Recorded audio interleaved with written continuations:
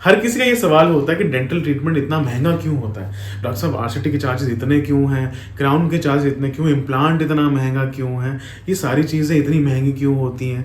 यार एक बात आप भी सोचो, पहली बात तो इलाज बहुत मुश्किल होता ही है करना।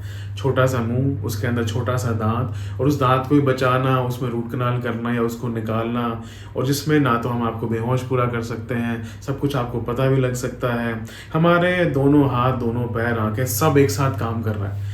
और इसमें एक चीज़ आप भी सोचिए कितना झुक झुक के काम करना पड़ता है। पहला, कमर में दर्द या गर्दन में दर्द, ये तो हर डेंटिस्ट को होता ही रहता है, लगातार झुक के काम करो। और दूसरा, जब मुंह के अंदर हम लोग काम कर रहे होते हैं तो पानी का स्प्लैश मुंह पे आता है, कई बार ब्लड का स्प्लैश ऊपर आता है, कितना कुछ हमें भी झेलना पड़ता है आपको एक अच्छी स्माइल देने के लिए, या आपको आपके दांतों में, मसूड़ों में या उनके पेन या इन्फेक्शन से बचाने के लिए हमारी भी बहुत मेहनत लगती है, और साथ में हमारे असिस्टेंट्स की भी बहुत मेहनत लगती है।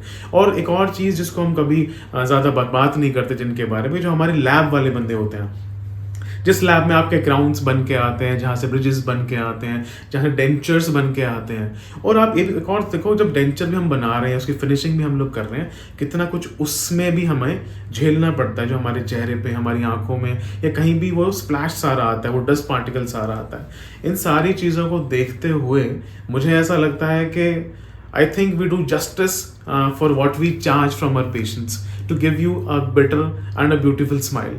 Keep smiling. Take care.